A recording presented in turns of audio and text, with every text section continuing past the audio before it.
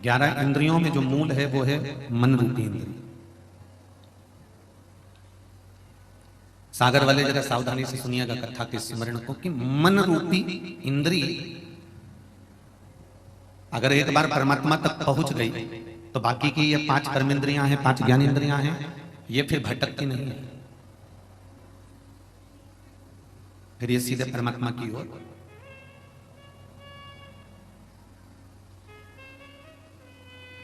एक भागवत जी में एक भजन आता है उद्धव जी महाराज का। महाराज उसमें एक लाइन आती है बड़ी सुंदर। महाराज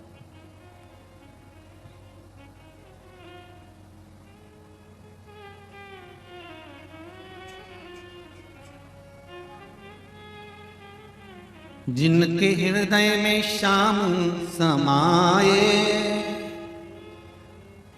वो नजर फिर भटकती नहीं है। एक लाइन है उसमें कि जिनके भीतर परमात्मा समाहित हो जाता है, जिनके नैनों में भगवान समा जाता है, फिर वो नजर, फिर वो हृदय भटकता नहीं है। मन परमात्मा में लग गया तो नेत्र नहीं भटकेगा।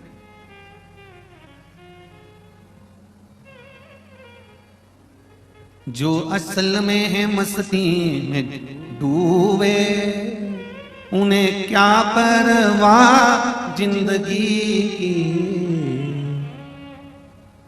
जो उतरती है चढ़ती है मस्ती वो हकीकत में मस्ती। महाराज जीवन में जो चढ़ाव और उतार में लगता है कि बचपन अच्छा गया, जवानी अच्छी आएगी, अधेड़ी अच्छी आएगी, थोड़े दिन खुश होकर जी लिए और थोड़े दिन बाद फिर रो लिए, तो ये मस्तता नहीं है। एक संत का जो स्वभाव होता है, एक साधु का जो स्वभाव होता है, एक गुरु का, एक तपस्वी का, एक मुनि का जो स्वभाव होता है, वो प्रत्येक दिन, प्रत्येक पल, प्रत्येक घड़ी, प्रत्येक समय में वो हमेशा खुश ही नजर आता है।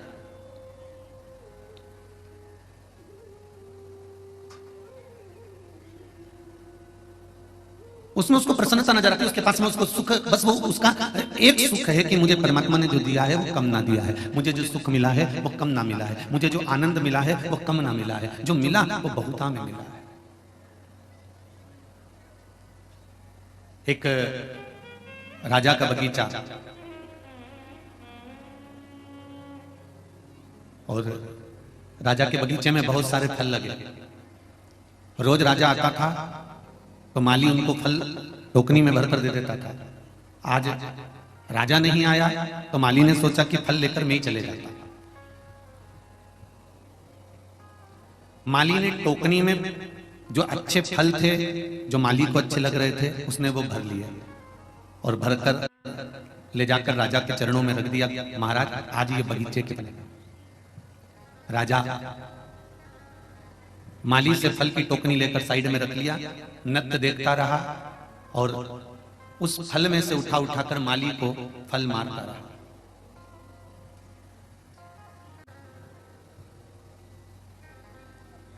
थोड़ी देर बाद राजा माली से पूछा, आप जा रहे हो? हाँ। कुछ बोलोगे नहीं? माली ने कहा, मुझे बोलना तो केवल मेरे भोलेनाथ जी से है कि उन्होंने मेरी बुद्धि अच्छी रखी और आज जो मैं फल लेकर आया उस फल में मैं अंगूर लेकर आया, नारियल लेकर नहीं आया। ये शिव ने मेरे ऊपर कृपा करी, ये मेरे भोलेनाथ ने मेरे ऊपर कृपा करी कि फल में मैं अंगूर लाया और आप मुझे अंगूर उठा उठा कर मारते रहे।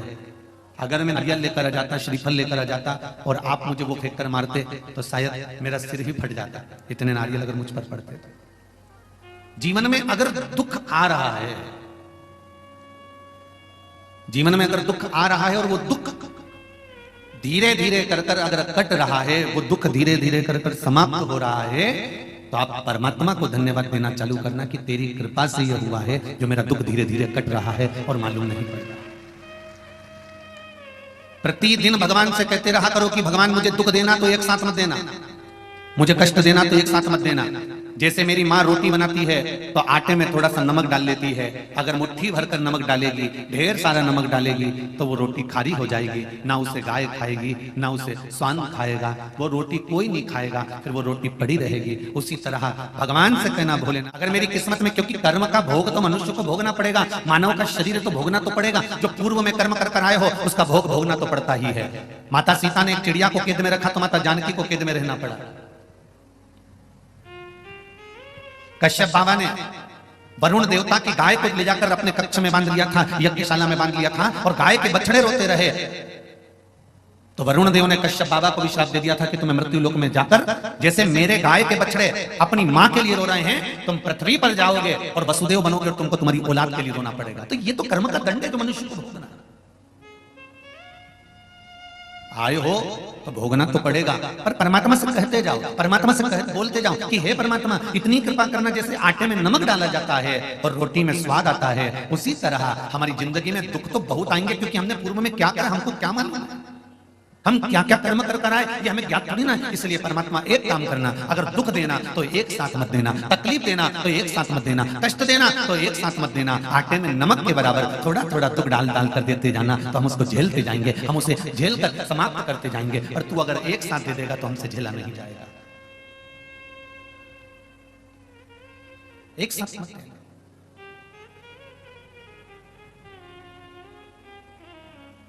महाराज तेरी कृपा होगी तो हम उस दुख को झेल लेंगे। और जितने लोग इस कथा को सुन रहे हैं आस्था चैनल पर, फेसबुक, यूट्यूब पर, और जितने इस पावन 1, 2, 3 और 4 पंडाल में बैठकर आप लोग जो कथा का रसपान ग्रहण कर रहे हैं, बड़े ध्यान से सुनना कि दुख को अगर परमात्मा देता है तो दुख झेलने की सामर्थ्यता भी परमात्मा ही देता है, कोई दूसरा नहीं दे सकता।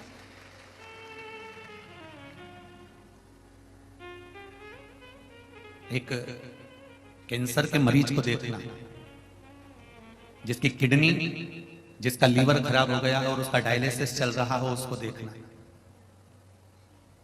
उसका पूरा शरीर, आधे से ज्यादा कैंसर मरीज का शरीर पूरा गल गया होता है, ऑपरेशन पर ऑपरेशन, ऑपरेशन पर ऑपरेशन होते रहते हैं, और वो फिर भी श्वास लेता रहता है। बोलो सही है कि गलत?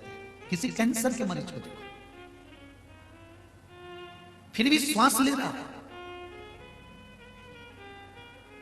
जिसकी लीवर किडनी गड़बड़ हो गई हो, डायलिसिस चल रहा हो, शरीर बेकार हो गया, पानी भी पिएगा तो नाप कर पिएगा, भोजन भी करेगा तो तोल कर करेगा कि इतना ही खाना है, इससे ज्यादा नहीं। पानी भी पीना है तो इतना पीना है, इससे ज्यादा नहीं। इतना ही भोजन ग्रहण करना है, इतना ही पानी पीना है, ये फल नहीं खाना, ये चीज मत खाना, लौकी की सब्जी खाना बिना उसको बगरे हुए, बड़ी साधारण सी जिंदगी, फिर भी श्वास चल रही है।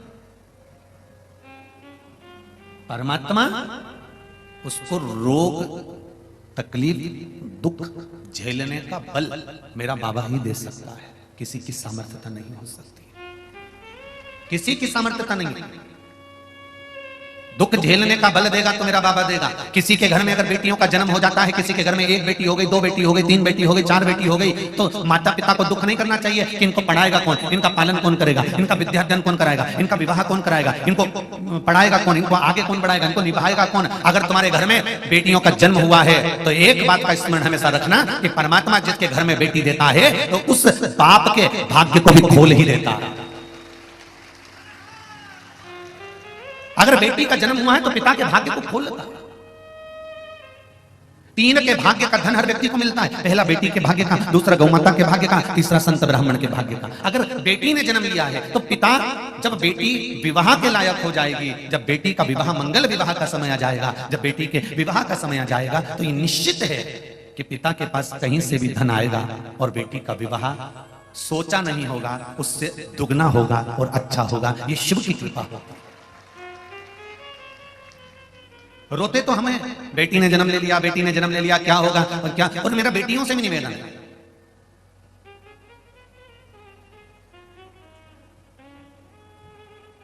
जन्म देने वाला अगर वो परमपिता परमात्मा है तो तुम्हें निभाने वाला भी परमपिता परमात्मा ही होगा, कोई दूसरा नहीं हो सकता।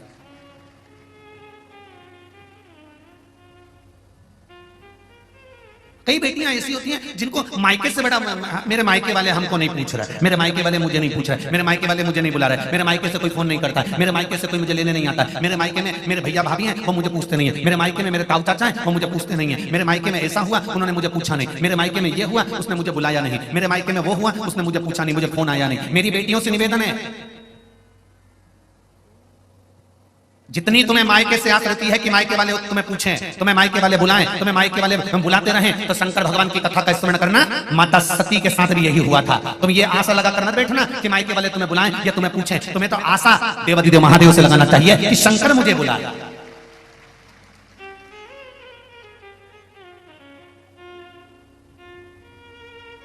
दुनिया वालों से अगर आस लगाओगे तो आस टूटेगी, पर महादेव से आस लगाओगे तो वो जिंदगी में कभी नहीं टूटेगी और महादेव उसको निभाएगा जरूर, ये निश्चित है। आस अगर परमात्मा से लगाई जाए तो वो निभती है, आस अगर संसार से लगाई जाए तो वो टूटती है।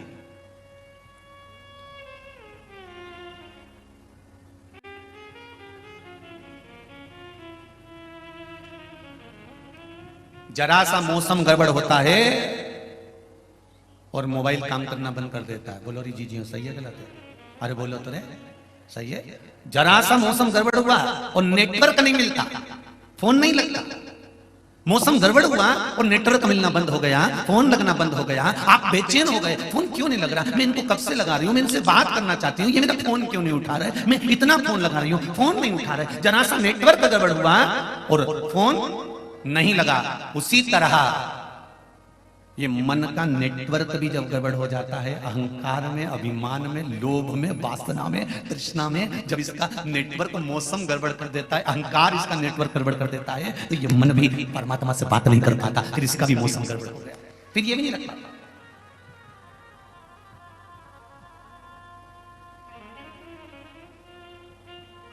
फोन सही नंबर डायल करोगे, सही नंबर डायल करोगे तो सही जगह फोन लगेगा। बोलो सही है?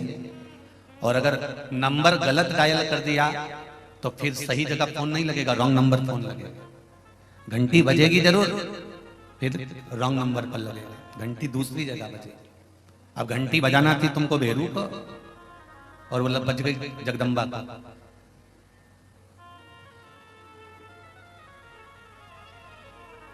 नंबर सही डायल करोगे तो घंटी भी सही जगह बजेगी। उसी तरह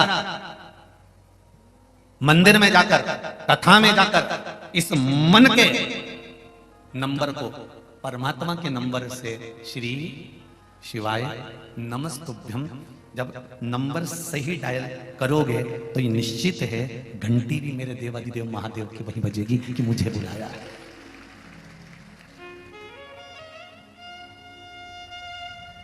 नहीं तो तुम लोटा लेके पानी का घर से गई तो थी, शिव जी के मंदिर पहुंची भी थी, और शंकर जी के मंदिर में पहुंचने के बाद तुमने लोटा भर के पानी भी चढ़ाया, पर महाराज घंटी लगी नहीं है, पहुंची नहीं है।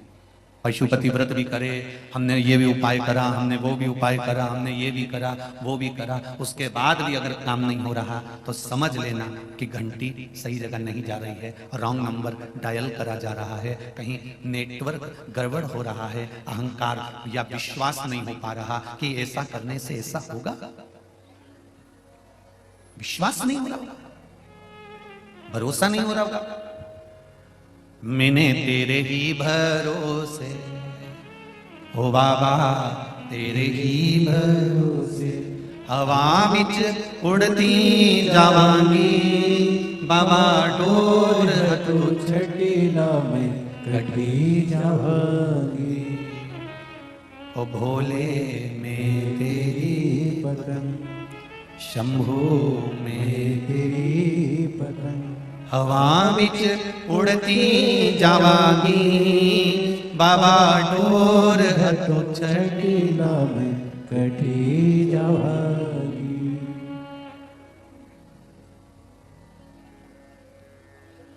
भगवान इस मन के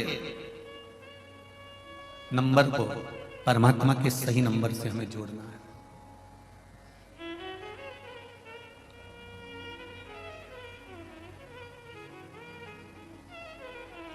सही नंबर से जोड़।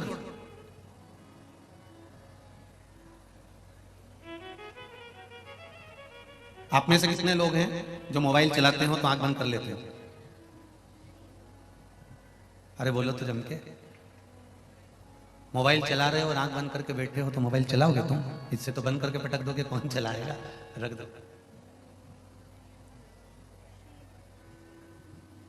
मोबाइल चलाते समय दृष्टि भी, जम के बोलो जरा, मोबाइल पर होना चाहिए।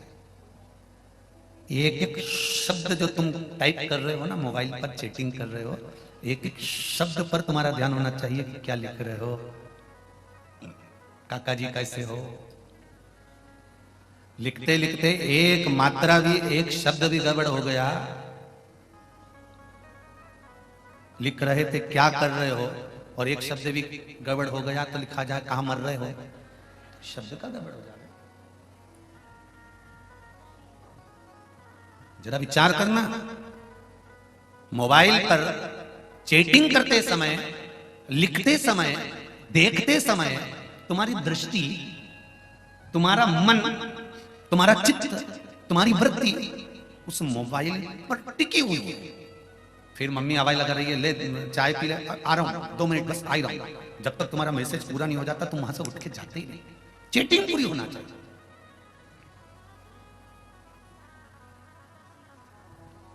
जब मोबाइल चलाते समय तुम दूसरे की नहीं सुनते तो शिव जी पे जल चढ़ाते समय इन संसार वालों की क्यों सुनते हो?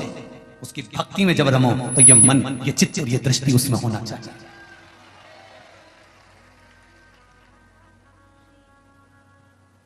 दिल तुमसे लगा बैठे जो होगा देखा जाएगा, तुम्हें अपना बना बैठे जो होगा देखा जाएगा।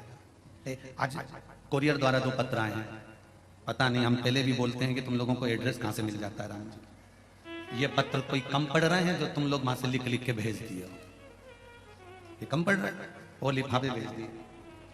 अच्छा, ये लिफाफे आ जाए और नहीं पढ़ो ना और सामने रखे रहे तो भी फिर वो कहने में आ जाता है कि हमने पत्र भेजा था, गुरुजी को दिग भी किया तो भी लिफाफा नहीं खोला, इसलिए उसको खोल के पढ़ना पड़ता। तो अभी कथा चालू होने से पहले उसको यही पढ़ रहे थे कि भेजने वाले ने भेजा। सुनीता राजेश गुप्ता 103 राधानगर इंदौर से ये कोरियर आया है। सुनीता राजेश गुप्ता 103 राधानगर इंदौर। अच्छा, इनको एड्रेस पूरा मिल गया। श्रीमान पंडित प्रदीप मिश्रा, महाशिव पुराण कथा स्थल, पटकुई हरिहर रेस्टोरेंट के पास, सागर मध्य प्रदेश। क्यों केसरवाली जी, तुम बताने गए थे क्या? है? बताओ।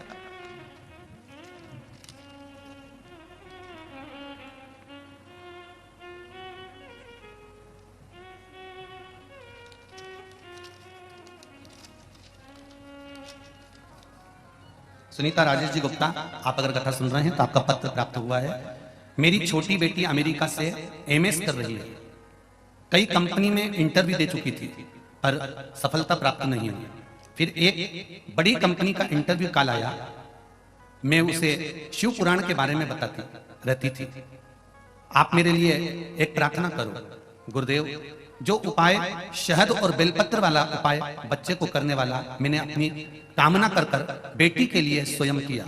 गुरुदेव, बाबा की ऐसी कृपा हुई कि वो शहद और बेलपत्र का उपाय मेरी बेटी को 190 बच्चे में से सबसे ज्यादा पैकेज पर मेरी बेटी को नौकरी मिल गई। अब लोग कहते हैं कि बेलपत्री पर शहद लगाने से कौन सा लाभ मिलता है, उनको यह पत्र भेज देना ले जाके एक बार अच्छे से। दूसरा, मेरी बड़ी बेटी शिवानी, जिसका जन्म महाशिवरात्रि का है, बाबा की पुत्री है जो कि अमेरिका में कार्यरत है। उसने मुझे कहा मुझे जॉब बदलना है। मैंने पशुपतिनाथ के व्रत और हैदराबाद वाली कथा इसी कामना से सुनी। टीवी के सामने बैठकर हैदराबाद की कथा मैंने इसी कामना से सुनी बाबा की ऐसी कृपा बरस जाए। और बाबा की कृपा से दुनिया की कंपनी फेसबुक का एक कठिन इंटरव्यू मेरी बेटी ने निकाल लिया।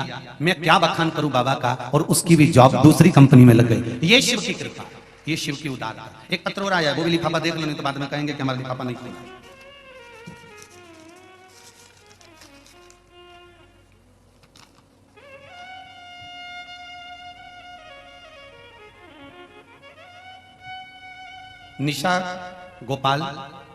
निशा गोयल, दीपक जी गोयल, जगाधारी यमुनानगर से ये निशा गोयल और दीपक जी गोयल, जिला यमुनानगर, हरियाणा से यह पत्र आया है। तो निशा जी और दीपक जी, आपका पत्र प्राप्त हो गया है।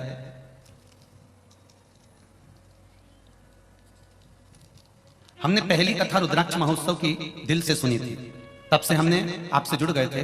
गुरुदेव, मेरे पति 12 महीने सोमवार का व्रत करते हैं। उन्हें जब पहली बार व्रत में बेलपत्र चढ़ाने का महत्व मैंने बताया, तभी मेरे पति ने शहद वाला प्रयोग कर कर बेलपत्र का प्रयोग करा और एक सर्विस को जो ढूंढ रहे थे, नौकरी को जो ढूंढ रहे थे, और बाबा की कृपा से उनकी सरकारी नौकरी डाक विभाग में लग गई। ये शिव जी को धन्यवाद देने के लिए पत्र लिखा है। ये सबसे पहला पत्र हम आपको भेज रहे हैं, बाबा की कृपा।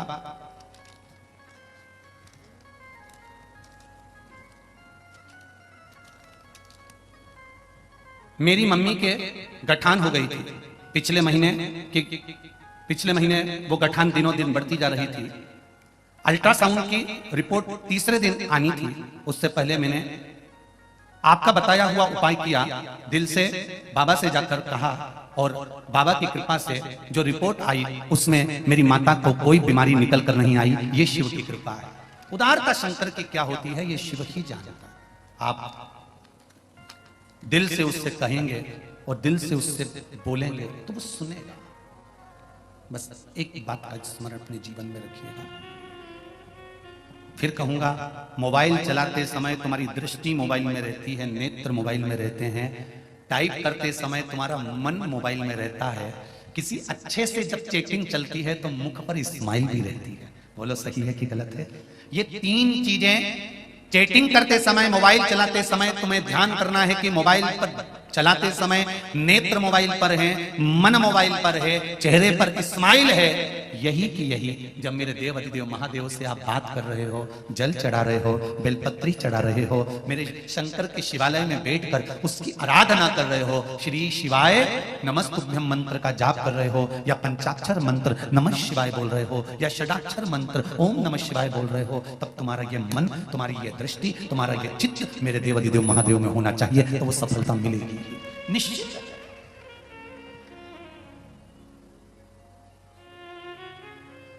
कुछ बोलना चाहते हो?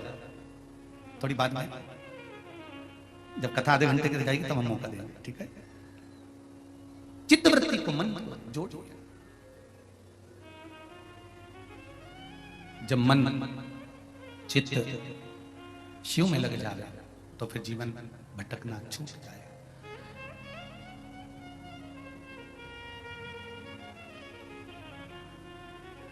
जो असल में है मस्ती में डूबे, उन्हें क्या परवाह जिंदगी की। जो उतरती है चढ़ती है मस्ती, वो हकीकत में मस्ती नहीं है। ये तो प्रेम की बात है, ऊधो बंदगी तेरे बस की नहीं है। आप मन चित्त परमात्मा में लगाओ तो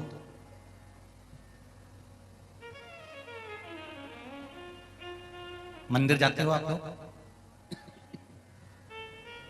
घंटी बजाते हो मंदिर में, बोलते जाओ जरा सागर वाला, ठीक है? काय के लिए बजाते हो? मंदिर में जाके घंटी क्यों बजाई जाती है? भगवान को बताने के लिए कि आ गए हैं। अच्छा, वारी जी हो, गजब। परमात्मा को बताने के लिए कि हम आ गए, यही बोला है ना? ठीक है। तुम माता के गर्भ में जब आए थे ना, उस दिन जिसको मालूम है कि तुम आ गए, तो घंटी बजाने की जरूरत परमात्मा को बताने के लिए नहीं है, घंटी की जरूरत अपने लिए है। जैसे घंटी का नाद हो उस समय पर आप सावधान हो जाओ। जैसे स्कूल में घंटी बजती है तो क्या टीचर के लिए बजती है कि प्रिंसिपल के लिए बजती है? घंटी किसके लिए बजती है? बच्चों के लिए, स्टूडेंट के लिए, कि ये घंटी बजी है परेड में खड़े हो जाओ, ये घंटी बजी है प्रार्थना में खड़े हो जाओ, ये घंटी बजी है विज्ञान का सब्जेक्ट का ये क्रम चालू होने वाला है, ये घंटी बजी है मैथ का क्रम चालू होने वाला है। टाइम चालू होने वाला है, आधे आधे घंटे का जो सब्जेक्ट चालू होता है उसके अनुसार घंटी बजती है। 1 घंटी बजी, फिर 2 घंटी बजी, फिर 3 घंटी बजी, फिर 1 घंटी ऐसी बजती है टन टन टन टन टन, मतलब छुट्टी। कोई तुम्हें बताने नहीं आता कि घंटी किसके, तुम्हें ज्ञात हो जाए घंटी टीचर के लिए नहीं, घंटी प्रिंसिपल के लिए नहीं, घंटी स्टूडेंट के लिए बजाई जाती है कि स्कूल में जो घंटी बजी है उससे स्टूडेंट ये समझ जाए कि अब मेरा सब्जेक्ट ये वाला चालू हो रहा है। मंदिर में जो घंटी बजती है ये परमात्मा को दिखाने के लिए नहीं बजती कि हम आ गए, ये घंटी अपने लिए बजती है कि तू मंदिर में खड़ा है, भगवान का हो जा और एक चित्त लगाकर परमात्मा का स्मरण कर।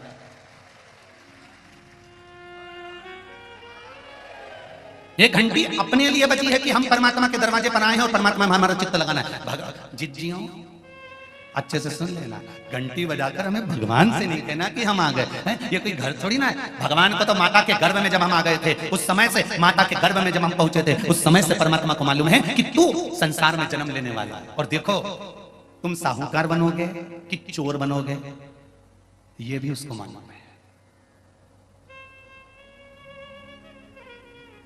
एक चोर साधु के पास पहुंच गए, चोर साधु के पास गया और साधु से जाकर उसने, चोर ने बिल्कुल सही सही कह दिया कि मैं चोर हूं, मेरे पास चोरी का सामान है, बहुत तेज पानी गिर रहा है, मुझे आपके आश्रम में रख लीजिए। संत ने कहा तुम जानते नहीं हो मैं संत हूं और मैं चोर को आश्रय दूंगा, चलो निकलो यहां से बाहर। चोरी का सामान लेकर आ गए और मेरे आश्रम में आ गए, चलो निकलो यहां से बाहर। बरसते हुए पानी में, कड़कड़ाती बिजली में, भयंकर ओलावृष्टि में संत उसका हाथ पकड़कर उसको बाहर निकालने लगा। चोर पांव पड़ने लगा, मानो तो गुरुदेव आप संत हो, मुझे रख लो, मैं चोर हूं। अगर वो चोर कह देता कि मैं चोर नहीं कोई व्यापारी हूं और मेरे पास व्यापार का सामान है तो संत रखता कि नहीं रखता, उसको रख लेता ना। पर उसने सत्य कहा कि मैं चोर हूं, मेरे पास में चोरी का सामान है। संत के पास जाकर उस चोर ने बिल्कुल सत्य कहा कि अगर मेरे को झूठ बोलना है तो संसार में बोलूंगा, पर संत के दरवाजे पर क्या झूठ बोलना। तो संत के दरवाजे पर जाकर उसने सत्य कह दिया कि मैं चोर हूं, मेरे पास में चोरी का सामान है। संत उसको धक्का मारकर निकालने लगे। तभी आकाशवाणी हुई कि ये संत कहते मैं चोर को अपने यहां रखूं। इतने में आकाशवाणी होती है और भोलेनाथ जी कहते हैं रे संत रे साधु, तुझे तो अब मालूम पड़ा कि ये चोर है, मुझे तो इसके जन्म पर मालूम था कि ये चोर बनेगा, तुझे अब मालूम पड़ा तो तूने अपनी कुटिया से अपने आश्रम से निकाल दिया, मुझे इसके जन्म पर मालूम था कि यह चोर बनेगा तो भी तो मैंने अपने मृत्यु लोक में इसको रखा, संसार में रखा, क्योंकि मुझे मालूम है ये चोर बनेगा तो भी मैं इसको रख रहा हूं, क्योंकि है तो मेरा ही, ये है तो मेरा। हम परमात्मा को घंटी बजाकर ये ना जताएं कि हम तुम्हारे यहां आए हैं, तो भगवान भी कहेगा तो एहसान करने आए, लोटा भर के पानी चढ़ाने आए। हमें भगवान को बताने के लिए घंटी नहीं बजाना है, हमको अपने मन की एकाग्रता के लिए, मन के केंद्र के लिए, मन की स्थिरता के लिए जब घंटी बजाई जाती है, घंटी के नीचे खड़े होकर घंटी को बजाया जाता है। जब उसकी ध्वनि निकलती है तो उससे श्रवण शक्ति से एकाग्रता का भाव जागृत होता है और परमात्मा के सामने हम खड़े होते हैं, तभी मन को केंद्रित करने का एक फल हमारे सम्मुख में होता है। हमें मन को केंद्रित करना है।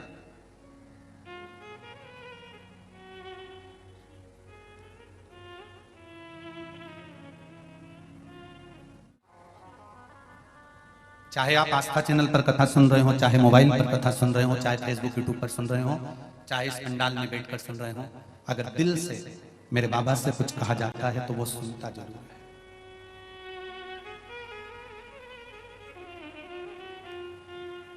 है। स्कूल की घंटी बच्चों के लिए बजाई जाती है कि समय पर वो ध्यान लगाकर पढ़े। मंदिर की घंटी भक्त के लिए बजाई जाती है, जो घंटी बजा रहा है उसके लिए बजाई जाती है कि आप बाबा पर विश्वास कर कर उसका स्मरण करें तो जीवन का सुख प्राप्त अवश्य होगा। अकाल मृत्यु वो मरे जो काम करे चंडाल का, काल उसका क्या बिगाड़े जो भक्त हो महाकाल का। जो शिव का उपासक होता है उसको भय नहीं होता।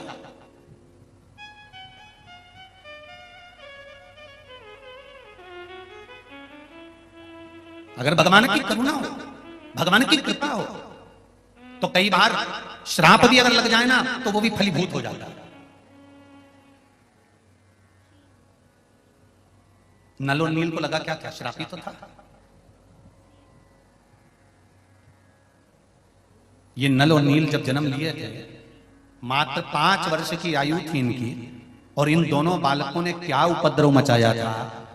जो संत साधु बैठकर भगवान की सेवा करते थे, ठाकुर जी से लाड लड़ाते थे, शालिग्राम जी की सेवा करते थे, ये नल नील भगवान को उठाकर पानी में फेंक दिया।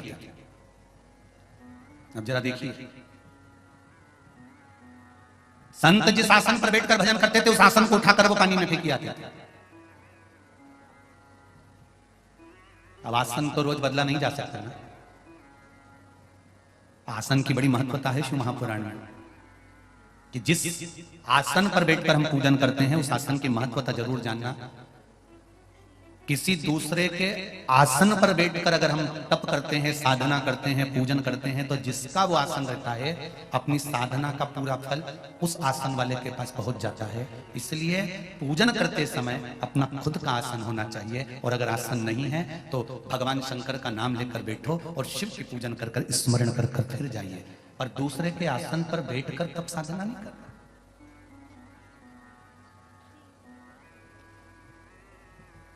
स्वयं का आसन रखिए।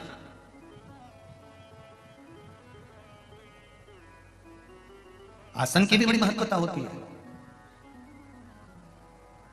आसन जब बहुत ज्यादा गंदा हो जाता है, मेला कुचेला हो जाता है, तो माताएं उसको धो लेती हैं। वैसे तो आसन को हमेशा ऐसा रखना चाहिए कि वो गंदा ही ना हो, क्योंकि उसमें तप बल बड़ा प्रबल होता है। पहले की शिव महापुराण को उठाकर देखना, जो कुबेरेश्वर धाम से बाची हुई है पुरानी 2019 की, अगर वो निकाल कर आप सुनेंगे तो उसमें वर्णन किया था हाथ की माला, आसन, दीपक जिसमें दिया लगाते हो, ये पुराने होते चले जाते हैं तो इनका तप कितना बढ़ते चले जाता है। मान लो अगर आसन गंदा भी हो गया और आप उसको धो रहे हो तो वो धुला हुआ पानी वॉशरूम में फेंकना नहीं है, उस पानी को संभाल कर रखकर अपने घर के चारों तरफ उस पानी को या छत पर उसको छींट देना। क्यों? उसमें तुम्हारे पूजन का, साधना का, भजन का तपबल उस आसन में आ जाता है। ये जो संत लोग पहले के समय में जो हाथ में जल लेकर श्राप दे देते थे, ये किस चीज के लिए दे देते थे? या कमंडल में जो जल रखा रहता था उस जल में इतना बल बढ़ जाता था कि वो जल लेते से फेंक देते तो श्राप दे देते थे? नहीं, कमंडल के जल में वो बल नहीं होता था, मुनियों के, संतों के, साधुओं के आसन में वो बल होता था। उस पर तप साधना करते थे, और तप साधना का जब बल बढ़ जाता था तो जो वस्तु हाथ में जल की लेते थे वो जल जब छींटते थे तो उस जल से श्रापित हो जाता था। ये आसन कोई साधारण होता है कि जब देखो जब बदल लो आसन को? मंदिर का दिया क्या साधारण होता है? जब देखो जब बदल लो मंदिर का दिया। गौमुखी और माला कोई साधारण होती है कि जब देखो जब बदल लिया?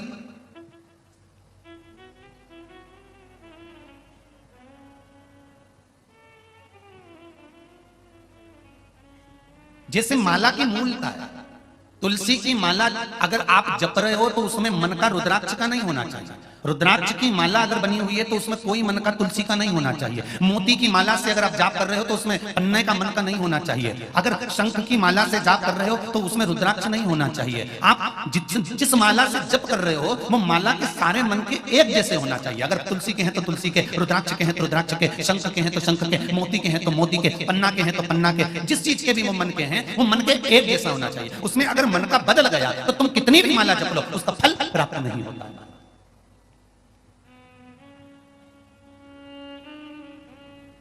एक जैसा मन का होना चाहिए, उसका फल 1000 गुना हमें प्राप्त हो जाएगा। और अगर कोई मन का तुमने फैशन डिजाइन में बदलवा लिया कि नहीं हमको तो इसमें तुलसी की माला में रुद्राक्ष की माला का मन का लगा दो, या रुद्राक्ष में मोती लगा दो, या मोती में तुम एक काम करो शंख लगा दो, या शंख की जगह तुम पन्ना लगा दो, पुखराज लगा दो, तो ये श्रेष्ठता नहीं करता हमारा।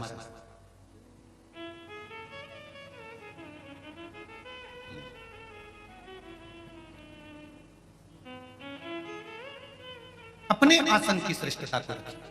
महाराज नल और नील क्या करते थे? इनको कोई आशीर्वाद नहीं मिला था। कई लोग कहते हैं कि इनको आशीर्वाद था कि वो पत्थर को फेंकेंगे और पानी में तैर जाएगा। नहीं नहीं नहीं नहीं, ये दोनों बालक 5 वर्ष की अवस्था में आए और 5 वर्ष की अवस्था में इन्होंने संत, साधु, सन्यासी, तपस्वी, साधक, उपासक जितने भजन करने वाले होते थे इनका आसन, कमंडल, सामान सब ले जाकर समुद्र में, नदी में, तालाब में फेंक देते थे। और जब वो पानी में डूब जाता था संत ढूंढते थे तो ये दोनों बड़े खुश होकर नाचने लगते थे। इनको बड़ी प्रसन्नता होती थी। ये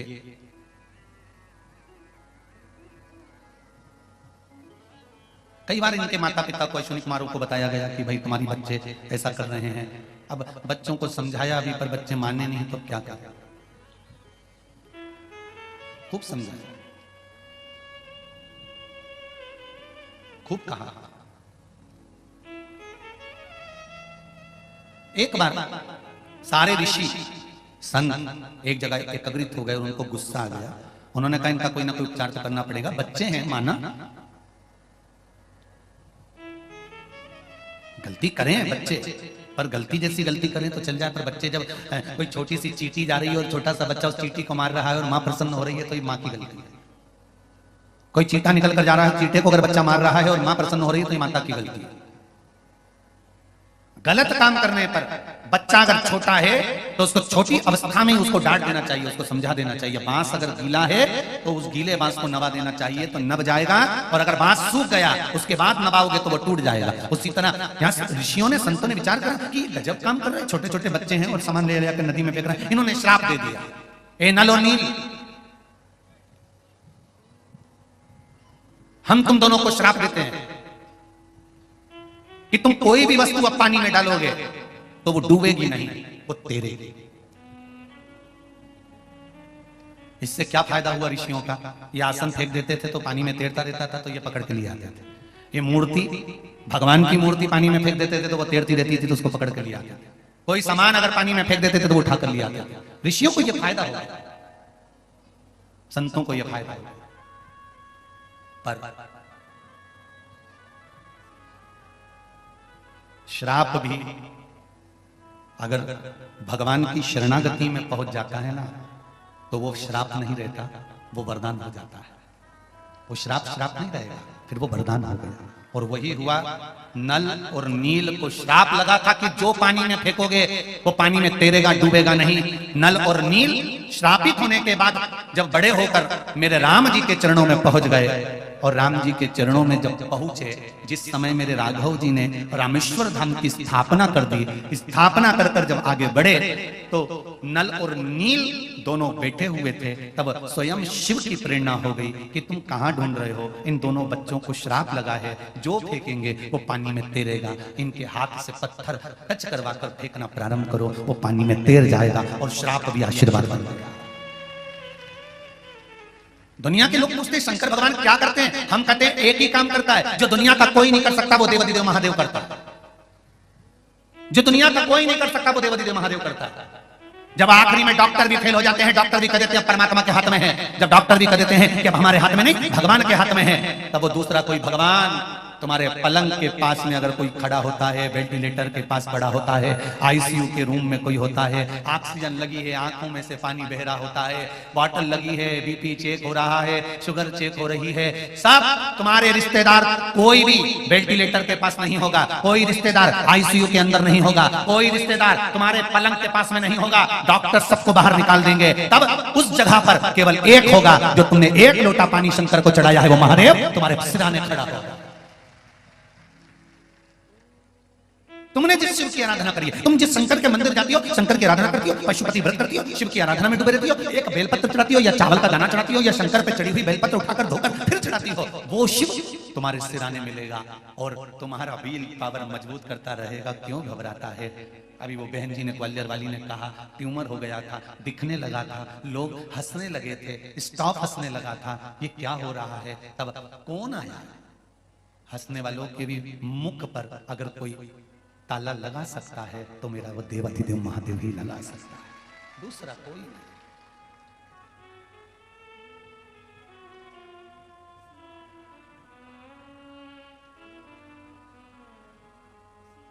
कोई दूसरा नहीं। इसीलिए कहते हैं महाराज उसका स्मरण। हमारे ओम नमः, जम के बोलिए, शिवाय। ओम नमः शिवाय। पंचाक्षर षडाक्षर मंत्र के अंदर पंचाक्षर मंत्र है नमः शिवाय, षडाक्षर मंत्र है ओम, साथ में बोलिए ओम नमः शिवाय। इस षडाक्षर मंत्र की मूलता क्या है? ओम में ब्रह्मा, विष्णु, महेश। ओम में 3 अक्षर सामने प्रकट हो जाते हैं, आ, मा, आ, उ, ओ, मा। ब्रह्मा, बोलिए ब्रह्मा, विष्णु और कौन है? महेश। ये ओम के अंदर है। अब नमः जो संबोधन है, उस नमः संबोधन में शांति और पुष्टि समाई हुई है। नमः का मतलब है नमन। ब्रह्मा, विष्णु और महेश ये ओम हो गए और हम इनको नमन करते हैं। अर्थात इस नमः शब्द में शांति भी है, पुष्टि भी है, नमन भी है। अब बचा शिवाय। शिवाय में आद्य शक्ति जगदम्बा है, शिवाय में ब्रह्म शक्ति है, शिवाय में 33 कोटि देवताओं की जो उनके वज्र में, उनके त्रिशूल में, उनके चक्र में, उनके शंख में जो जो शक्तियां होती हैं, वो सारी शक्तियां केवल शिवाय शब्द में। कौन से शब्द में है? शिवाय। केवल शिवाय शब्द। अब जरा विचार करिए, षडाक्षर मंत्र ओम नमः शिवाय, सब बोलिए ओम नमः शिवाय, ओम नमः शिवाय। इस षडाक्षर मंत्र में 33 कोटि देवताओं का संपूर्ण बल समाहित होता है।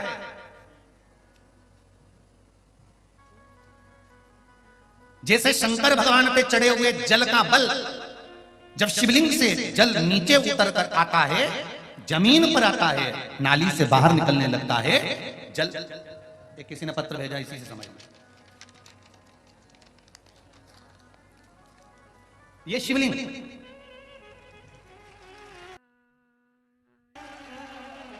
पत्र भेजा है किसी ने,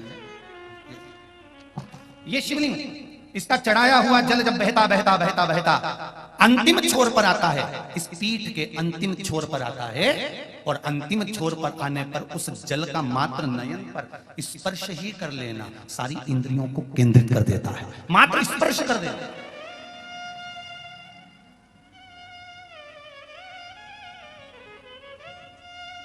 चढ़ाए हुए जल का भाग बहता बहता आया और पीठ पर से अंतिम छोर पर आया, अंतिम छोर, और उसका मात्र स्पर्श मात्र फल प्रदान करता है। गुरुजी, शंकर भगवान पर शिव महापुराण में कहीं लिखा हुआ है कि शिव जी पे चढ़ी हुई वस्तु नहीं खाना चाहिए, और आप कथा में कहते हो कि बेलपत्री का सेवन करना चाहिए, तो फिर हम किसकी माने? तो निवेदन पहले भी करा, आज फिर करते हैं। केवल नर्मदेश्वर शिवलिंग ऐसा होता है जिसके ऊपर चढ़ी हुई वस्तु का हम पान कर सकते हैं, पर सारे पूरे भारत की भूमि पर, पूरे विश्व में तो नर्मदेश्वर शिवलिंग नहीं होंगे ना, फिर हम बेलपत्री कैसे खाएं? तो आपको एक बात कही थी कि शंकर भगवान पर चढ़ी हुई बेलपत्र जब आप लेकर आए तो शंकर भगवान से ये कहकर लेकर आए कि ये औषधि के रूप में दे दो। औषधि कहीं से भी ली जा सकती है, औषधि कहीं से भी प्राप्त कर।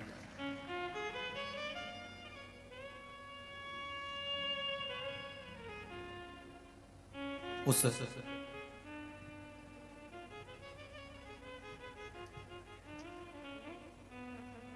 औषधि को कहीं से भी प्राप्त किया जा सकता है। कैसे? जैसे भोजन में 3 दोष होते हैं। कितने दोष होते हैं? 3। जिसके घर में पुरानी माताएं हैं, बुजुर्ग माताएं हैं, और बुजुर्ग अगर पुरुष हैं, बूढ़ी बूढ़ी माताएं हैं, तो वो जानती हैं। पहले मट्टी का रसोई घर होता था, मट्टी का चूल्हा होता था, एक इतनी बड़ी एल्युमिनियम की भगोनी होती थी, उसमें पोता पड़ा हुआ होता था, एक कपड़ा पड़ा हुआ होता था। जब भोजन बन जाता था तब कपड़े को भिगोकर पूरे चौके पर उसको फेर दिया जाता था। बोलो रीजी जी, सही है कि गलत है? जो पुरानी माताएं वो जानती हैं।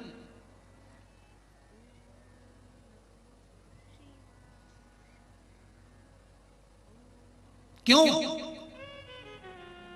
ये आने वाली पाश्चात्य सभ्यता आज के जमाने में तो रसोई घर है, रात को ऐसे कैसे बंद कर दिया, झूठे बर्तन ले जाके पटक दिए, बाथ बेसिन के अंदर ले जाकर पटक दिए मंझोटा में, और बस दरवाजा बंद किचन का। और किचन का दरवाजा बंद होने के बाद सवेरे से उठ के आई, बकासी भरती रही, मुंडा भी नहीं धोया और लाइटर से गैस चालू करा, चाय माय उकाल उकुल के वो लेके जाए। अब कई लोग कहते हैं गुरुजी कि घर में कमाई अच्छी है, पैसा अच्छा है, सब परिवार अच्छा है, सब भाई कमा रहे हैं, सबकी माताएं जानती हैं, सबकी पत्नियां जानती हैं कि हमारा पति कमा रहा है, सबके बच्चे अच्छे हैं, परिवार अच्छा है, धन अच्छा है, गाड़ी बंगला खूब है, फ्लैट अच्छा है, मकान अच्छा है, रिश्तेदार अच्छे हैं, सब कुछ है घर में, और शांति क्यों नहीं है? उसका एक कारण है, पहले होता था रसोई घर, अब हो गया किचन। किचन का मतलब किच घर।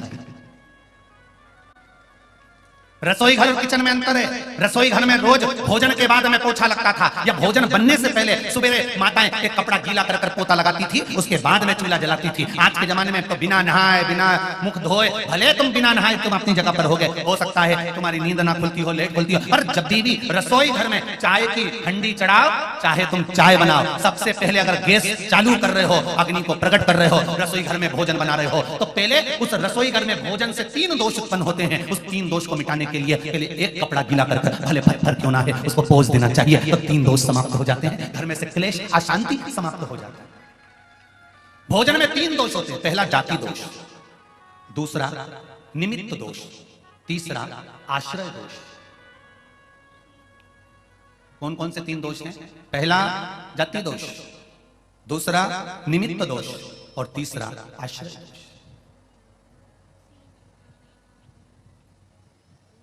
मतलब रसोई घर में जो तुमने भोजन निर्माण करा है, उसमें अगर कुछ गलत चीज बन गई है, कोई प्याज लहसुन का भोजन बन गया, या कोई आदि मांसाहार से जुड़ा हुआ भोजन बन गया है, तो वो दोष ना रहे। दूसरा, भोजन जो बनकर तैयार हुआ है, उस भोजन पर घर में 4-5 माताएं रहती है, तो कोई ना कोई रजस्वला होती ही रहती है।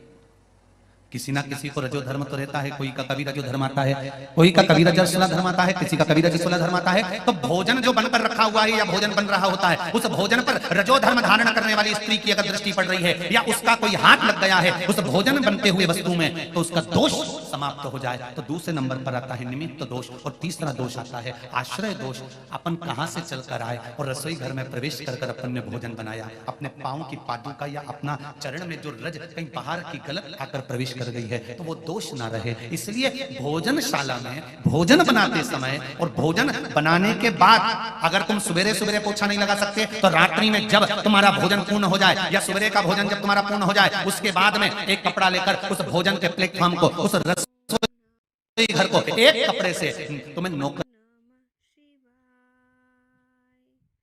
उस रसोई घर में जहां अन्नपूर्णा निवास करती है, उस रसोई घर में अगर पूरे परिवार के जैसा लेकर चलना है, अशांति नहीं चाहते हो, भाइयों में क्रोध नहीं चाहते हो, पूरा परिवार प्रेम से रहना चाहता है, तो धन से ज्यादा उस पोछे पर ध्यान देना पड़ेगा कि भोजन होने के बाद एक कपड़ा फेरा जाए।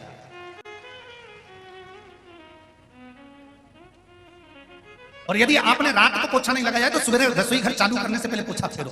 3 दोष से निजात होना चाहिए, 3 दोष मिटना चाहिए। वो दोष समाप्त होगा, और समाप्त होगा तब भोजन का जो निर्माण होगा उसमें एक सुख प्राप्त होगा, एक सुख। और भोजन बनाते समय आपका चित्त, वृत्ति, मन तीनों भगवान के उस भोजन भाग में होना चाहिए। हिटलर की एक बात याद रख लें, हिटलर की किताब पढ़ना, उसमें मिलेगा आपको। हिटलर जिस देश पर आक्रमण करता था, जिस प्रदेश पर आक्रमण करता था, हिटलर जिस देश पर आक्रमण करने वाला होता था, पहले अपने गुप्तचरों को भेजता था, पता कर कराओ कि उस देश में जिसमें मैं आक्रमण कर रहा हूं, वहां के लोग बैठते हैं तो झुककर बैठते हैं कि तनकर बैठते हैं। हिटलर अपने गुप्तचरों को भेजता था केवल उस देश में देखने के लिए कि झुककर बैठते हैं, कर बैठते हैं, साधारण बैठते हैं कि दीवार से टिक कर बैठते हैं। केवल हिटलर ये पता करता था, और हिटलर के गुप्तचर जाते थे और जिस देश में देखकर आते थे कि वहां के लोग तनकर बैठे हुए हैं, हिटलर उस देश में कभी आक्रमण नहीं करता था। हिटलर उस देश में आक्रमण करता था जहां के लोग जब बैठते हैं तो कंधे को झुका देते हैं, नब जाते हैं या दीवार से टिक जाते हैं। हिटलर समझ जाता था जब इनकी रीढ़ की हड्डी मजबूत नहीं है तो देश भी मजबूत नहीं है। और हिटलर आक्रमण कर देता।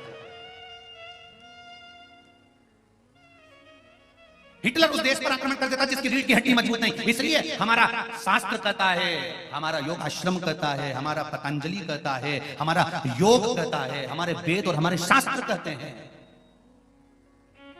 कि शिव की आराधना करते समय, शंकर का भजन करते समय, शिव आराधना में लगते समय, शंकर को जल चढ़ाते समय, शिव का पंचाक्षर मंत्र, षडाक्षर मंत्र या श्री शिवाय नमस्तुभ्यं बोलते समय आपकी चित्त वृत्ति और आपकी रीढ़ की हड्डी एकदम सटीक होना चाहिए। और शंकर से गुणानुवाद करते समय, भगवान का भजन करते समय आपका हृदय उस परमात्मा में रमा होना चाहिए।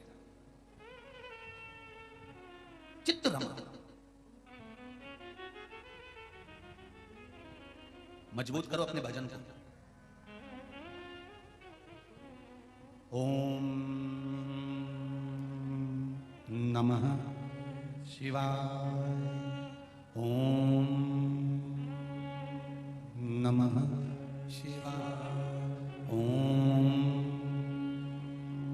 नमः शिवाय। आप अपना कर्म करते जाओ, आप भगवान का भजन करते जाओ, आप स्मरण करते जाओ, आगे उसकी मर्जी, वो क्या देता है महाराज उसको मालूम है। आप चित्त वृत्ति से जो भगवान का भजन करते हो उसका फल अवश्य प्राप्त होता है, ये निश्चित है।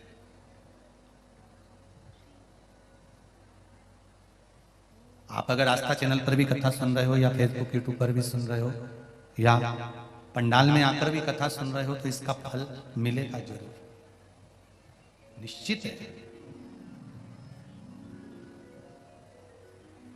जमीन में से अगर पानी चाहिए तो 30 फीट इधर खोद लो, 40 फीट उधर खोद लो, 50 फीट उधर खोद लो, इधर बोर लगवा लिया 100 फीट का, उधर बोर लगवा लिया 150 फीट का, ऐसे पानी निकलने वाला नहीं है। एक ही जगह पर 300 फीट तक खोदे जाओ, 350 खोदो, 400 खोदो, पानी कभी तो आएगा। एक ही जगह पर अगर अच्छे से खोद लेते तो ये निश्चित है पानी निकल कर बाहर आ जाता। उसी तरह एक को पकड़कर अगर दिल से भज लेते तो निश्चित है कि मेरा शंकर मिलेगा, शिव मिलेगा, निश्चित है।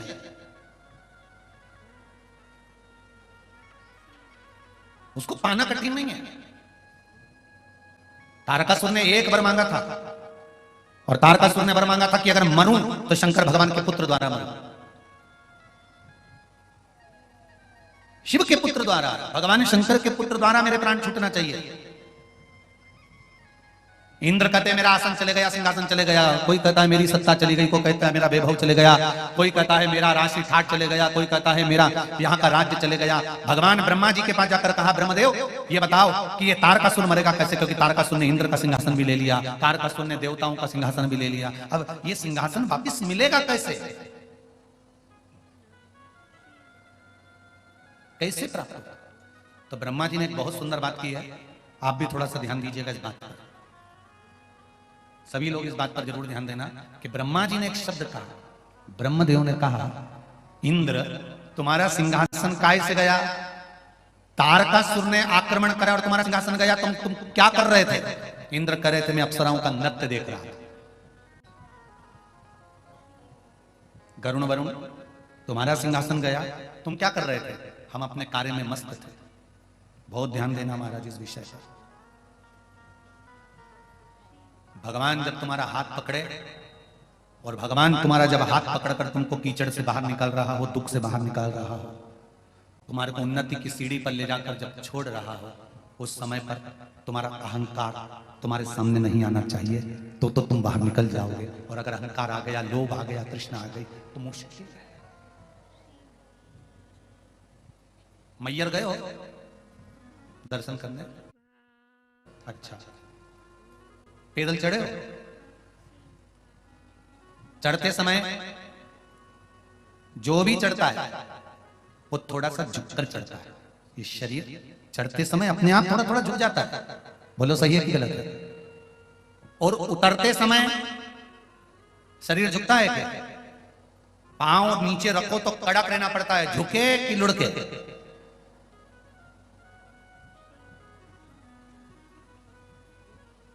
जितना जितना ऊपर चढ़ते जाओगे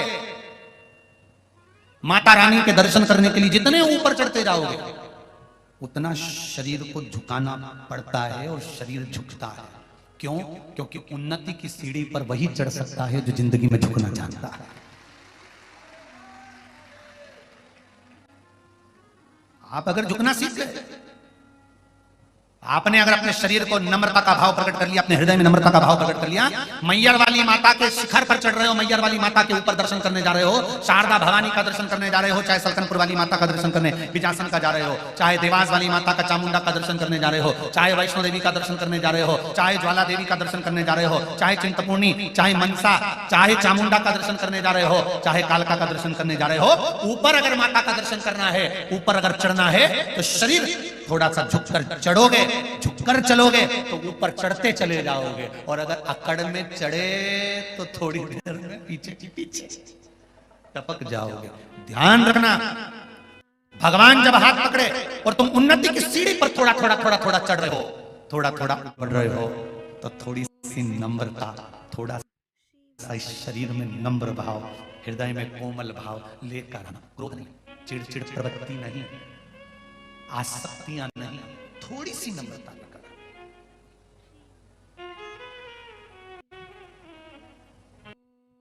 शरीर में सबसे पहले सांस छोड़कर जाते हैं। किसी किसी का तो पूरा सोफा सेट ही निकल गया है। शरीर में सबसे पहले सांस छोड़कर जाते हैं दांत, और शरीर में सबसे आखिरी तक टिकने वाली है जीवान। दांत इसलिए सांस छोड़ देते हैं क्योंकि अकड़ते रहते हैं, कड़ले ठट की तरह बने रहते हैं, और जीवान जब तक टिकती है कि उसमें कोमलता होती है, लचीलापन होता है, नम्रता होती है। जिसमें नम्रता जीवान की तरह होगी वो आखिरी तक मजबूत बना रहेगा और टिका रहेगा। आखिरी धन, संपदा, सत्ता, बहुत ध्यान देना, धन, संपदा, और तीसरे नंबर पर बोला है, जम के बोलो जरा, सत्ता, कुर्सी, पद, प्रतिष्ठा कब तक टिकी रहती है? जब तक आपके भीतर नम्रता रहती है। आप अगर दूसरे के दुख को देखकर दुखी हो रहे हो, दूसरे के सुख को देखकर सुखी हो रहे हो, तो आपकी सत्ता बरकरार रहेगी। और वरना तुमने अपनी क्रोध की हिटलरगिरी प्रारंभ कर दी, क्रोध चालू कर दिया तो वो सत्ता गई, अहंकार चालू कर दिया तो वो सत्ता हो गई, बहु धन गया, उसकी कोई मूल्यता नहीं।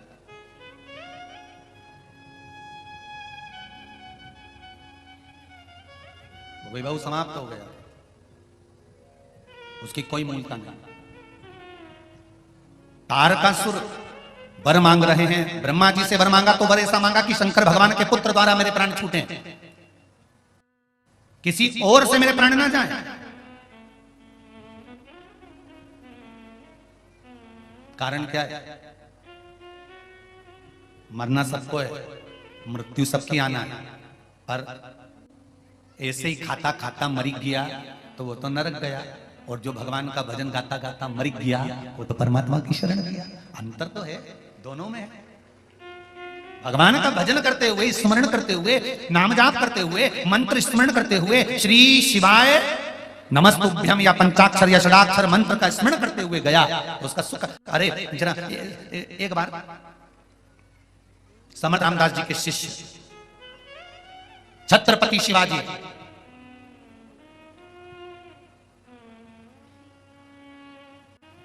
समर्थ रामदास जी के शिष्य छत्रपति शिवाजी, जिनका मुगलों के साथ में युद्ध हो रहा और मुगल छत्रपति शिवाजी के सामने टिक नहीं पा रहे थे।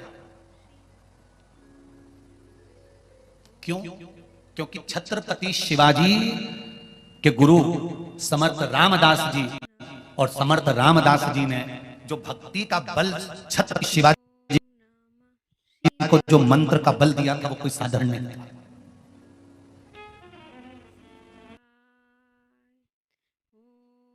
अभी अभी थोड़े समय के बाद में गुरु पूर्णिमा आने वाली है। जिन्होंने गुरु मंत्र लिया होगा गुरु ढूंढते रहेंगे, जिनका गुरु मिला है और गुरु मंत्र मिला। निवेदन है, पानी पियो छान, गुरु करो जान।